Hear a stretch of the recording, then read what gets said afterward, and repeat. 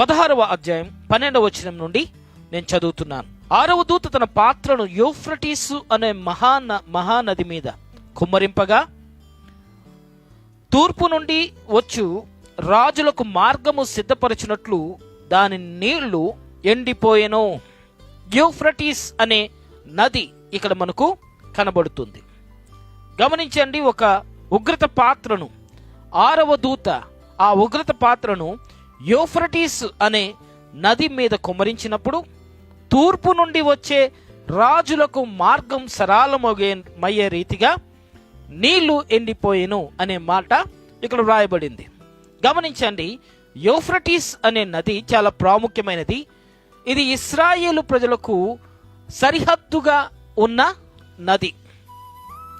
ఈ నది ఎక్కడ నుండి ప్రారంభమైంది? ఏదెను తోటలో నుండి ప్రారంభమైంది. ఏదెను తోటలో 4 నదులు కనబడతాయి 2వ అధ్యాయంలో. సిషోను, గిసోను, హిద్దెకెలు, అలాగే యూఫ్రటీస్ నది. ఈ యూఫ్రటీస్ నదికి ఇంకొక పేరు కూడా ఉన్నది, ఫరాతు అనే అర్థం వచ్చే పేరు. సో ఈ యొక్క నది అనేది చాలా ప్రాముఖ్యంగా యెహోషువ గ్రంథం 1 అధ్యాయం 4వ వచనంలో సరిహద్దును గూర్చి దేవుడు యెహోషువకు తెలియచేస్తున్నప్పుడు లెబనోను నుండి యూఫ్రటీస్ వరకు ఇశ్రాయేలు ప్రజల దేశం భూభాగాన్ని దేవుడు తెలియచేశాడు. అలాగే 1 రాజుల గ్రంథం 4వ అధ్యాయం 21 నుండి 24 వచనం ప్రకారంగా సొలొమోను పరిపాలన చేసిన భూభాగం అంతా ఐగుప్తు నుండి యూఫ్రటీస్ నది వరకు ఈ సరిహద్దు భూభాగం అంతా కూడా సొలొమోను పరిపాలనలో ఉన్న భూభాగం అనేది 1 రాజులు 4వ అధ్యాయం 21 నుండి 24 వచనాల ప్రకారంగా అర్థమవుతూ ఉంది. అయితే ఈ నది దాదాపు 1800 మైళ్ళ వ్యాసార్థం కలిగిన నదిగా ప్రవహిస్తూ సిరియా, ఇరాక్ ప్రాంతాల మీదుగా ఏదెను తోటలో ప్రారంభించబడిన ఈ నది యూఫ్రటీస్ నది సిరియా, ఇరాక్ మీదుగా ప్రవహిస్తూ ఇది టైగ్రీస్ నదితో అనుసంధానం చేయబడుతూ ఉన్నది. సో ఈ నది మహానది అనే పదం 12వ వచనంలో వ్రాయబడింది. యూఫ్రటీసు అనేది మహానది అని వ్రాయబడింది. ఎందుకంటే వెస్ట్, ఈస్ట్ రెండింటిని భూభాగంలో మధ్య గీతగా 2 భాగాలుగా చేస్తున్న నదే ఈ యూఫ్రటీస్ నది. ఈ నది ఎండిపోబోతుంది. ఇది ఎండిపోయిన కారణంగా ప్రజలు తూర్పు దేశం నుండి వస్తున్న రాజులందరూ కూడా వారందరూ కూడా ఆ నదిని చాలా సులువుగా దాటటానికి అనుకూలంగా, సైన్యం తరలించబడటానికి అనుకూలంగా సరిహద్దుగా ఉన్న ఈ యొక్క యూఫ్రటీస్ నది ఎప్పుడైతే ఎండిపోయిందో ఇలాగూ తూర్పు దేశాల నుండి వస్తున్న ఈ దేశాలన్నీ కూడా, ఈవెన్ తూర్పు దేశాలుగా ఉన్న మన ఇండియా కూడా, పాకిస్తాన్ కూడా, తూర్పు దేశాల నుండి వస్తున్న ఈ దేశాలన్నీ కూడా ఈ యూఫ్రటీస్ నదిని దాటి అవతల ప్రక్కకు వెళ్ళి యుద్ధాన్ని చేయటానికి సిద్ధపడటానికి అనుకూలంగా ఈ మధ్యరేఖగా సరిహద్దుగా ఉన్న దానిని దేవుడు ఆ నది ఎండిపోజేసి సరిహద్దును తుడిపివేసి ప్రజలందరూ కూడా ఈ ఈస్టర్న్ కంట్రీస్ అన్నీ కూడా వెస్ట్రన్ సైడ్ వారు రావటానికి, ఇది సరిగ్గా ఈ యొక్క యూఫ్రటీస్ నది ఇశ్రాయేలు దేశానికి నార్త్ సైడ్ ఈ నది ప్రవహిస్తూ ఉంది. ఈ నదికి దగ్గరగా బాబేలు అనే ప్రాంతం ఒకప్పుడు, ఇది ఇప్పటి కాలంలో ఇరాక్ అనే ప్రాంతం ఉంది. సో ఇలాగూ ఈ నది ఎండిపోయిన కారణంగా తూర్పు దేశాలన్నీ అటువైపుకు ప్రయాణం చేసి వెస్ట్రన్ రాజ్యాలతో కలవటానికి అనుకూలంగా ఇలాగూ సరిహద్దును దేవుడు తీసివేయబోతూ ఉన్నాడు. 16వ అధ్యాయం 13వ వచనంలో, మరియు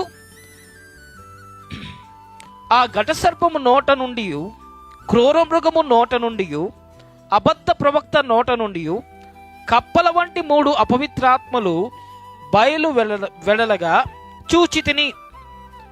14వ వచనంలో, అవి సూచనలు చేయునట్టి దయ్యముల ఆత్మలే, అవి సర్వాధికారి అయిన దేవుని మహాదినమున జరుగు యుద్ధమునకు లోకమంతటా ఉన్న రాజులను పోగు చేయవలెనని వారి యొద్దకు బయలు వెళ్ళి హెబ్రీ భాషలో హర్ మెగెద్దోను చోటికి వారిని పోగు చేసెను. ఇదిగో నేను దొంగవలే వచ్చుచున్నాను. తాను దిగంబరుడుగా సంచరించుచున్నందున జనులు తన దిశములను చూతురేమో అని మెలకువగా ఉండి తన వస్త్రమును కాపాడుకునివాడు ధన్యుడు. ఇక్కడ మనం గమనిస్తే 13వ వచనంలో రాయబడిన మాట, ఆ ఘటసర్పము నోట నుండి, ఒకటి ఘటసర్పం, రెండవది క్రూర మృగము నోట నుండి, మూడవది అబద్ధ ప్రవక్త నోట నుండి, ఘటసర్పము, క్రూర మృగము, అబద్ధ ప్రవక్త, వీరి ముగ్గురు నోట నుండి కప్పల వంటి ఆత్మలు వారి నోటిలో నుండి బయటకు రావటం అనేది జరుగుతూ ఉంది. ఇది ఈ కప్పల వంటి ఆత్మలను గూర్చి 14వ వచనంలో చాలా స్పష్టంగా వ్రాయబడింది. అవి సూచనలను చేయునట్టి దయ్యముల ఆత్మలే. సూచనలను చేయునట్టి దయ్యముల ఆత్మలు అంటే ఈ కప్పల వంటి ఈ ఆత్మలు సూచనలను, సూచక క్రియలను, అద్భుతాలను చేయటానికి సామర్థ్యత కలిగిన దురాత్మలు. ఇవి క్రూర మృగము, ఘటసర్పము, అబద్ధ ప్రవక్త నోట నుండి బయటకు వచ్చిన దయ్యముల ఆత్మలు అని చాలా స్పష్టంగా బైబిల్లో రాయబడుతుంది. సో ఇప్పుడు ఘటసర్పము నుండి నోట నుండి వచ్చిన దురాత్మ ఏమి చేస్తాడు? క్రూర మృగము నుండి బయటకు వచ్చిన దురాత్మ ఏమి చేస్తాడు? అబద్ధ ప్రవక్త నుండి నోట నుండి బయటకు వచ్చిన దురాత్మ, ఈ ముగ్గురు దురాత్మలు ఏమి చేయబోతున్నారు అనేది మనం గమనించాలి. సో ముఖ్యంగా ఘటసర్పం ఆది నుండి అతడు హంతకుడు అని బైబిల్ మనకు చాలా స్పష్టంగా చెబుతుంది. వాని నోట సత్యమే లేదు, వాడు మోసగిస్తాడు, వాని నోట సత్యమే లేదు, వాడు దొంగ, హంతకుడు, సర్పం అనేది చాలా స్పష్టంగా ఆది నుండి కూడా ప్రజలకు నాశనాన్ని కలుగజేసేవాడు అని ఘటసర్పాన్ని గూర్చి బైబిల్ మనకు చాలా స్పష్టంగా తెలియచేస్తుంది. సో ఇప్పుడు ఈ ఘటసర్పం నుండి వస్తున్న ఈ దురాత్మ, ఆ ఘటసర్పం యొక్క గుణలక్షణం నాశనం చేయటానికి ఆ ఘటసర్పం ఆదాము అవ్వలు దేవుని యొక్క ఆ అనుగ్రహములో నుండి బయటకు రావటానికి, దేవునికి అవిధేయులుగా మార్చబడి వారు పాపులుగా మార్చబడటానికి, నాశనం చేయబడటానికి ఇదంతటికి కారణం ఘటసర్పముగా ఉన్న సాతాను. కాబట్టి ఈ ఘటసర్పముగా ఉన్న సాతాను యొక్క స్వభావాన్ని ప్రపంచానికి ప్రత్యక్షపరిచి ప్రజలు నాశనానికి దగ్గరగా మార్చబడే పరిస్థితిని, దేవుడికి అవిధేయత కలిగించే పరిస్థితి, దేవునికి విరోధంగా తిరుగుబాటు చేసే ప్రేరేపణ కలుగు చేసే రీతిగా ఈ ఘటసర్పం నుండి బయటకు వచ్చిన దురాత్మ పని చేయటం మొదలు పెడతాడు. రెండవది క్రూర మృగము నోట నుండి వచ్చిన దురాత్మ. క్రూర మృగము నోట నుండి వచ్చిన ఈ దురాత్మ ఏమి చేస్తాడు?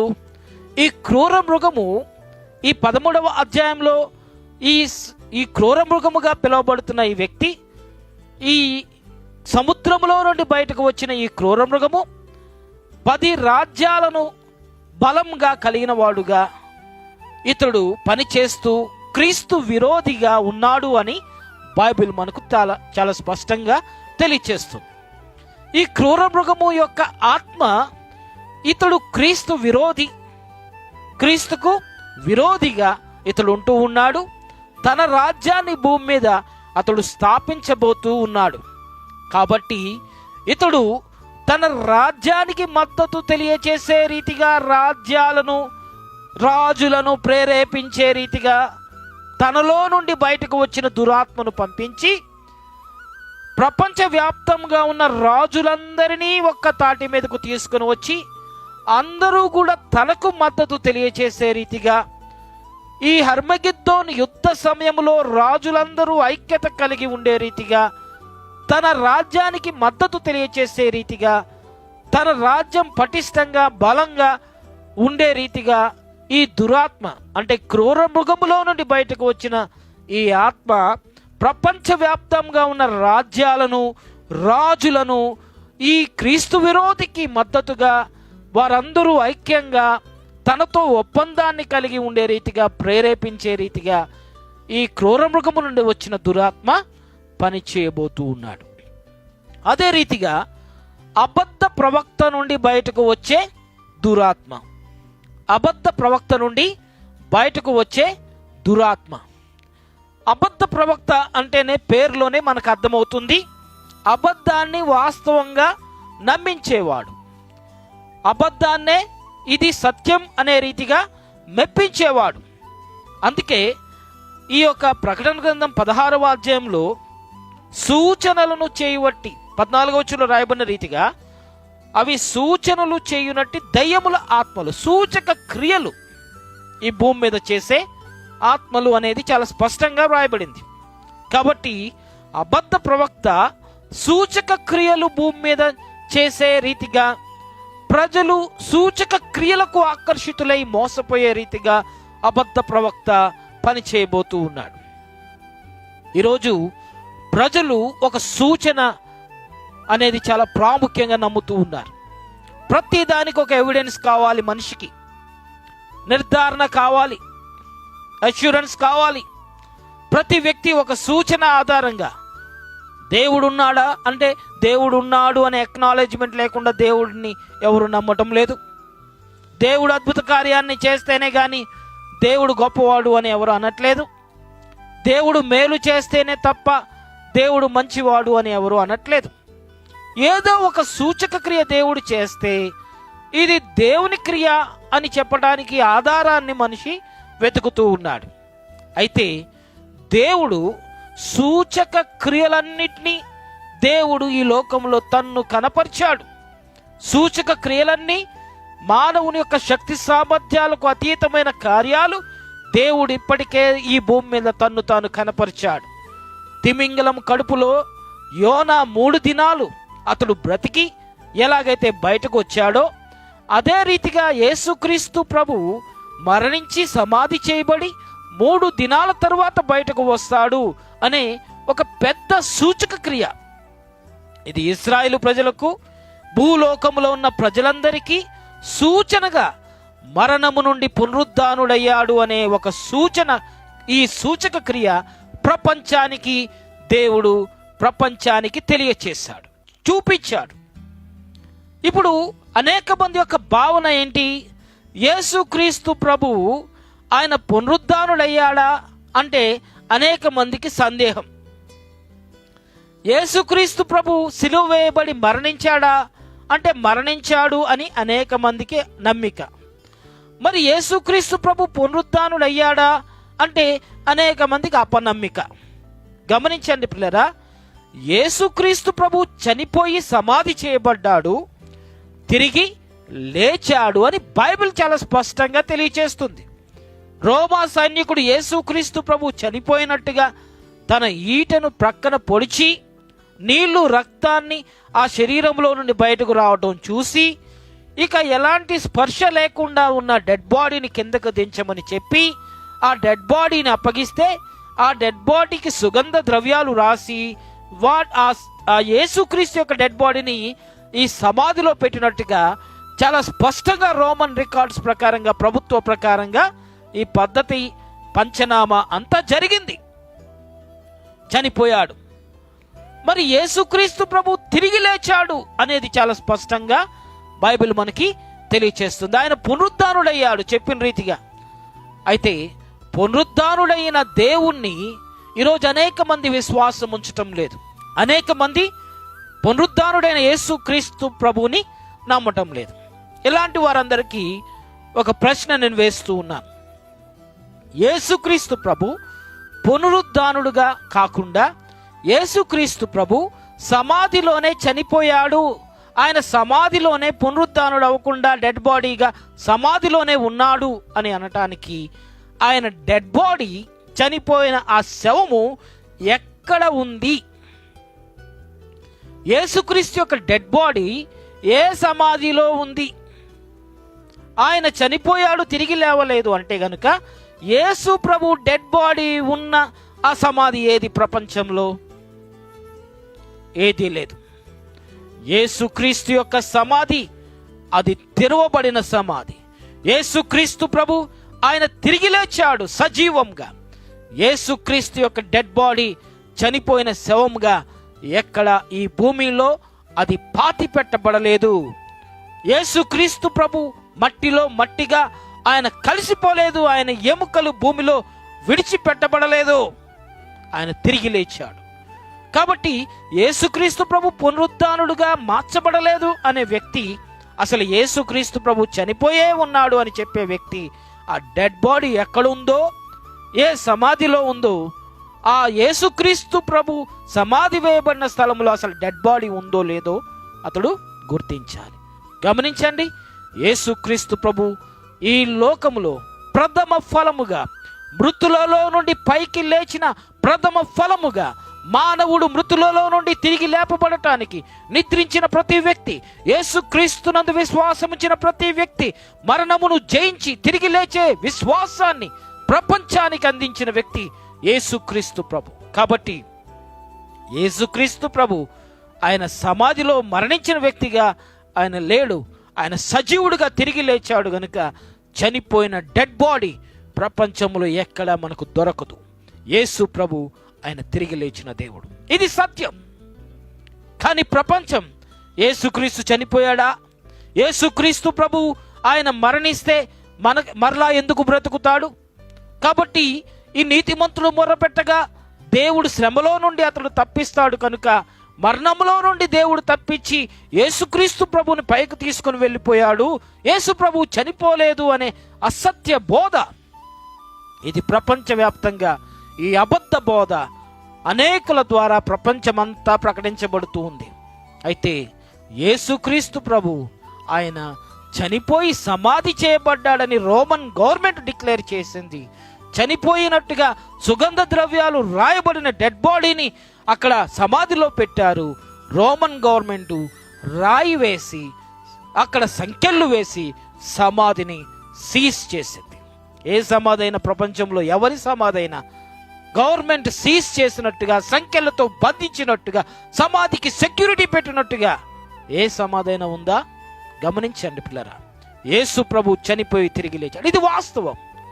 అయితే అసత్యం అనేది చాలా వేగంగా ప్రపంచానికి తిరిగి లేచిన యేసు ప్రభుని కాకుండా జీవం లేని రాయిని దేవుడిగా బోధిస్తుంటే ప్రజలు నమ్ముతున్నారు. జీవం కలిగిన దేవుణ్ణి వదిలిపెట్టి జీవం లేని సృష్టిని దేవుడిగా ప్రజలు నమ్ముతున్నారు. ఇలాంటి అవివేకత కలిగిన ప్రజలు ఈ అబద్ధ ప్రవక్త ఆత్మ, ఈ అబద్ధ ప్రవక్త నోట నుండి బయటకు వచ్చే దురాత్మ సూచక క్రియలు చేస్తే ప్రజలు ఎందుకు మోసపోరు? అబద్ధాన్ని సత్యంగా చూపించేవాడు, అబద్ధాన్ని ఇదే వాస్తవంగా చూపించే సూచక క్రియలు చేస్తున్నప్పుడు ప్రజలు ఎందుకు మోసపోరు? గమనించండి, ప్రజలు మోసపోయే రీతిగా అబద్ధ ప్రవక్త నోట నుండి వస్తున్న ఆ ఆత్మ ప్రజలను మోసగించే రీతిగా పనిచేయబోతున్నాడు. గమనించండి, క్రూర మృగము, ఆది ఘట సర్పము, అబద్ధ ప్రవక్త, ఈ ముగ్గురు నోట నుండి కూడా దురాత్మలు బయటకు వస్తూ ఉన్నాయి. ఆది సర్పం, ఘట సర్పం నుండి నోట నుండి బయటకు వచ్చే దురాత్మ ప్రజల నాశనానికి డిజైన్ చేస్తూ, ప్రజలు నాశనం చేయబడే రీతిగా ఒక ప్రణాళికను రూపొందించే పనిని ఘట సర్పము నోట నుండి వస్తున్న ఆత్మ పని చేస్తూ ఉన్నది. క్రూర మృగము నోట నుండి వస్తున్న దురాత్మ ఈ క్రీస్తు విరోధికి మద్దతుగా ఉన్న రాజ్యాలను సమకూర్చే పని, రాజులను తనకు మద్దతుగా చేసే పనిని, ఐక్యపరిచే పనిని క్రూర మృగము నోట నుండి వస్తున్న ఆత్మ చేస్తూ ఉన్నది. అబద్ధ ప్రవక్త నుండి నోట నుండి వస్తున్న ఈ దురాత్మ ప్రజలు మోసగించబడే రీతిగా, ప్రజలు మోసగించబడి ఈ క్రీస్తు విరోధినే దేవుడుగా నమ్మే రీతిగా ప్రజలను మోసగించే పనిని ఈ యొక్క అబద్ధ ప్రవక్త నోట నుండి వస్తున్న దురాత్మ మోసగించే పనిని చేయబోతుంది. ఇలాగూ 3 రకాల ఆత్మలు ఇలా ప్రజలందరినీ నాశనం వైపు, క్రీస్తు విరోధికి మద్దతు తెలియచేసే రీతిగా, క్రీస్తు విరోధే దేవుడు అనే రీతిగా ప్రజలందరినీ మభ్యపెట్టి మోసపరిచే రీతిగా ఈ 3 ఆత్మలు పనిచేయబోతూ ఉన్నాయి. గమనించండి 16వ అధ్యాయం 13వ వచనంలో, ఇలాగూ ఆ ఘట సర్పము నోట నుండి, క్రూర మృగము నోట నుండి, అబద్ధ ప్రవక్త నోట నుండి కప్పల వంటి 3 ఆత్మలు బయలువెడలుగా చూచితిని. అవి సూచనలను చేయునట్టి దయ్యముల ఆత్మలే. 16వ అధ్యాయం 14వ వచనం. అవి సర్వాధికారి అయిన దేవుని మహాదినమున జరుగు యుద్ధమునకు లోకమందంతటా ఉన్న రాజులను పోగు చేయవలనని వారి యొద్దకు పోయి బయలు వెళ్ళి, ఇలాగూ లోకమందంతటా ఉన్న రాజులను ఐక్యపరిచే పనిని అవి చేస్తూ 15-16 వచనాల ఆధారంగా హెబ్రీ భాషలో మెగిద్దోన్ అంటే మైదానం, హర్ అంటే పర్వతం లెక్క కొండ అని అర్థం. ఇలాగూ హర్మెగిద్దోన్ అనే ఈ ప్రాంతం ఇది యుద్ధాలకు అనుకూలంగా ఉన్న ప్రాంతం. 36 మేజర్ వార్స్ అక్కడ జరిగాయి చరిత్రలో. 200 చిన్న చితక యుద్ధాలు ఆ ప్రాంతంలో జరిగాయి. సో ఇది యెరూషలేమునకు నార్త్ సైడ్ ఈ ప్రాంతం భూభాగం అనేది ఉన్నది. ఈ యొక్క భూభాగం ఒకవైపు నుండి ఈస్ట్ సైడ్ నుండి వస్తున్న రాజులు, ఎందుకంటే యూఫ్రటీస్ నది ఎండిపోయింది కాబట్టి ఈస్ట్ సైడ్ నుండి వస్తున్న రాజ్యాలన్నీ కూడా రావటానికి అనుకూలంగా, యూఫ్రటీస్ మధ్య రేఖగా అడ్డుగా ఉన్న నది అది ఎండిపోయిన కారణంగా రాజ్యాలు అనుకూలంగా ఈ హెర్మెగిద్దోన్ ప్రాంతానికి రావటానికి అనుకూలంగా పరిస్థితి మార్చబడింది. ఇది అనేక ఆర్మీస్ గ్యాదర్ అవుట్ అవే స్థలంగా ఇప్పటికీ పిలువబడుతుంది. ఇది ప్రపంచ చిత్రపటంలో మనకు కనబడుతుంది. సో ఈ ప్రాంతంలో ఇలాగూ రాజ్యాలన్నీ కూడా ఐక్యపరచబడి దేవునికి విరుద్ధంగా యుద్ధాన్ని చేయటానికి సమకూర్చబడబోతూ ఉండే పరిస్థితి భవిష్యత్తులో ఇది రాబోతుంది. అంటే రాజ్యాలన్నీ కూడా, భూలోక రాజ్యాలన్నీ కూడా క్రీస్తు విరోధి పరిపాలనకు మద్దతు తెలియజేసి దేవుని ప్రజలైన ఇశ్రాయేలు ప్రజలకు వ్యతిరేకంగా, వారి మీద యుద్ధం చేయటానికి దేవునికి వ్యతిరేకంగా వీరందరూ కూడా ఈ యొక్క ఇశ్రాయేలు ప్రజల మీద దాడి చేయటానికి యూఫ్రటీస్ అనేది సరిహద్దు ప్రాంతం అని చెప్పాను కదా. ఈ సరిహద్దు ప్రాంతాన్ని దాటి ఇశ్రాయేలు ప్రజలపైన యుద్ధం చేయటానికి ఈ హెర్మెగిద్దోన్ అనే ప్రాంతానికి వీరందరూ కూడా రాబోతూ ఉన్నారు. ఈ హెర్మెగిద్దోన్ ప్రాంతంలో యుద్ధం చేయటానికి ప్రజలందరూ కూడా ఐక్యతతో దేవునికి వ్యతిరేకంగా వారు యుద్ధం చేయటానికి అక్కడకు రాబోతూ ఉన్నారు అనేది చాలా స్పష్టంగా ఇక్కడ మనకు అర్థమవుతుంది. సో ఇప్పుడు ఇలా హెర్మెగిద్దోన్ ఈ ప్రాంతం, ఇది మెగిద్దో అంటే మైదానం అని, ఇక్కడ ఈ యొక్క భూమి ఇది ప్లేస్ ఆఫ్ ట్రూప్స్ అంటాం. సో ఇక్కడ చాలా మేజర్గా యుద్ధాలు అక్కడ జరిగింది. ఇది పాలస్తీనా దేశానికి సమీపంగా ఉత్తర దిక్కున నార్త్ సైడ్లో, యెరూషలేమునకు నార్త్ సైడ్గా ఉన్న ప్రాంతం. సో అజీలు, యెహోషువపాతు లోయ అనే పేర్లు కూడా వీటికి ఇవ్వబడ్డాయి. యోవేల్ గ్రంథం 3వ అధ్యాయం 13వ వచనం ప్రకారంగా, జకరియా గ్రంథం 14:2-3 వచనాల ఆధారంగా ఇలాగూ అజీలు, యెహోషువపాతు లోయ అనే పేర్లు కూడా ఈ యొక్క హెర్మెగిద్దోన్ ప్రాంతానికి ఇవ్వబడ్డాయి. సో ఇలాగూ ప్రపంచవ్యాప్తంగా ఉన్న ప్రజలందరినీ, దేశాలన్నిటినీ, రాజులను ఐక్యపరిచి ఇశ్రాయేలు ప్రజలకు వ్యతిరేకంగా, దేవునికి వ్యతిరేకంగా యుద్ధం చేయటానికి వీరందరూ కూడా రాబోతున్నారు. సో ఇది న్యాయాధిపతులు 5వ అధ్యాయం 19వ వచనం ప్రకారంగా ఇక్కడ ఫిలిస్తీన్లతో యుద్ధం జరిగిన సమయంలో యుద్ధ స్థలము కూడా ఈ హెర్మెగిద్దోన్ ప్రాంతమే అనేది బైబిల్ చాలా స్పష్టంగా తెలియచేస్తుంది. సో ఇలాగూ రాజులందరూ కూడా ప్రోగు చేయబడి యుద్ధం జరగటానికి అనుకూలంగా ఉన్న ఈ స్థలమే భవిష్యత్తులో అక్కడ ఒక భయంకరమైన యుద్ధం జరగబోతుంది. ఎంత తీవ్రంగా ఆ యుద్ధం జరగబోతుందో ప్రకటన గ్రంథం 19వ అధ్యాయంలో. సో పక్షులందరికీ దేవుని విందు, రాజులు, సహస్రాధిపతులు, కొద్దివారే గాని గొప్పవారే గాని అన్ని రకాల క్యాడర్స్లో ఉన్న సైన్యం అంతా కూడా విందుగా మార్చబడబోతున్నారు అనేది చాలా స్పష్టంగా ఇక్కడ మనం గమనించాలి.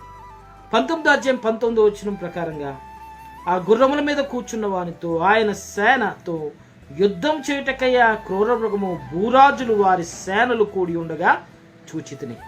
అప్పుడు ఆ క్రూర మృగమును దాని ఎదుట సూచక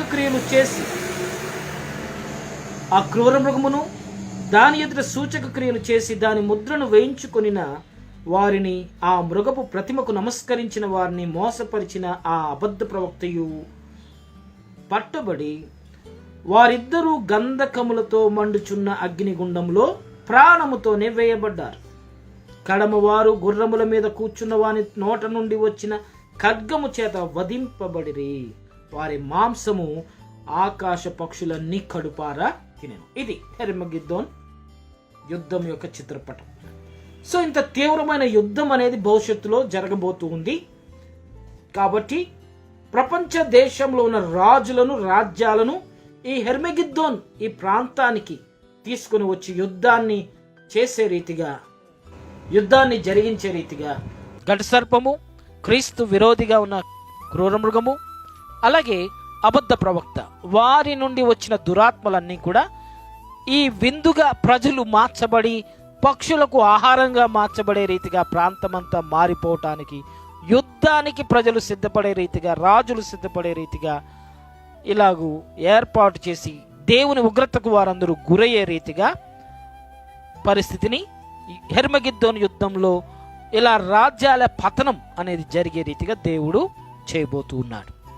సో ఇలాగూ రాజ్యాల యొక్క పతనం, రాజు అనేవాడే భూమి మీద లేకుండా, రాజ్యం అనేదే లేకుండా భూమి మీద పతనమయ్యే పరిస్థితి, దేవుని రాజ్యం 1000 ఏండ్ల కాలంలో దేవుని రాజ్యం ఒకటే, యేసుక్రీస్తు ప్రభు ఈ భూమి మీద రాజుగా ఆయన రాజ్య పరిపాలన చేయటానికి ముందుగా రాజ్యాల పతనాన్ని దేవుడు ఈ భూమి మీద జరిగించబోతూ ఉన్నాడు. ఇక ఒక్కడే రాజుగా 1000 ఏండ్ల కాలంలో యేసుక్రీస్తు ప్రభు ఒక్కడే రాజుగా పరిపాలన చేయబోతూ ఉన్నాడు. ఇలాంటి రాజ్య పరిపాలన, యేసు ప్రభు యొక్క రాజ్య పరిపాలన 1000 ఏండ్ల కాలంలో జరిగే పరిపాలన, ఇది ప్రకటన గ్రంథం 20వ అధ్యాయంలో మనం తెలుసుకోబోతున్నాం.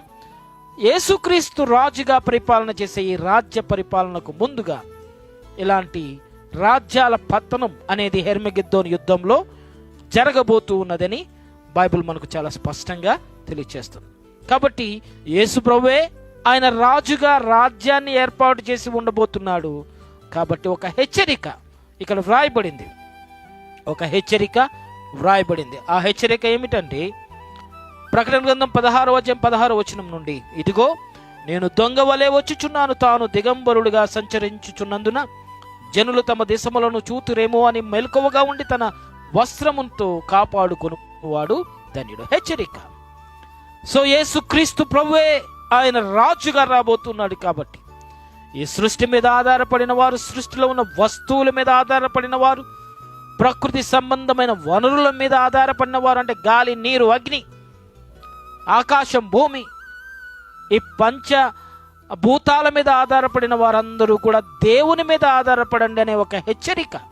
నేను దొంగ వలె వస్తూ ఉన్నాను. మనిషికి తెలియని సమయంలో, మనిషికి అర్థం కాని సమయంలో, మనిషిని యొక్క జ్ఞానానికి భిన్నంగా మనిషి కుమారుడు రాబోతున్నాడనే ఒక హెచ్చరిక ఈ యొక్క ప్రకటన గ్రంథం 16వ అధ్యాయం 16వ వచనంలో చాలా స్పష్టంగా వ్రాయబడింది. కాబట్టి దేవుడు ఎప్పుడు వస్తాడో తెలిస్తే అప్పటి వరకు పలానా డేట్ మనకు ఉంది కాబట్టి నో ప్రాబ్లం. ఎప్పుడు వస్తాడో తెలియదు అంటేనే అలర్ట్గా ఉండాలి, ఎదురు చూసే రీతిగా ఉండాలి, సిద్ధపడి ఉండాలి. కాబట్టి సిద్ధపడి ఉండటానికి ఒక హెచ్చరిక తిరిగి ఈ ప్రకటన గ్రంథం చదువుతున్న మనకు దేవుడు ఇస్తూ ఉన్నాడు. కాబట్టి రక్షించబడిన అనుభవం నీకుందా? యేసుక్రీస్తు ప్రభు దేవుడని నీకు అర్థమైన తర్వాత యేసుక్రీస్తును దేవుడిగా అంగీకరించే విషయంలో ఆయనతో పాటు నేను మరణంలో, పునరుద్ధానంలో నేను సాక్షిని అని చెప్పే రీతిగా బాప్తిస్మాని నువ్వు తీసుకున్నావా? యేసుక్రీస్తు ప్రభువే దేవుడని నీకు అర్థమైంది. నువ్వు నమ్మిన తరువాత యేసుక్రీస్తు ప్రభు దేవుడని ప్రకటించే విషయంలో నీవు ముందుకు రాగలుగుతున్నావా? దేవుని రాజ్యమే అది శాశ్వత రాజ్యం అని నీకు తెలిసిన తర్వాత ఆ శాశ్వతమైన రాజ్యం వైపుకు ప్రజలను నడిపించే పనిని, దేవుని రాజ్యాన్ని కట్టే పనిని నువ్వు చేస్తున్నావా? ఇది మనం గుర్తించాలి. మనల్ని మనం ప్రశ్నించుకుందాం.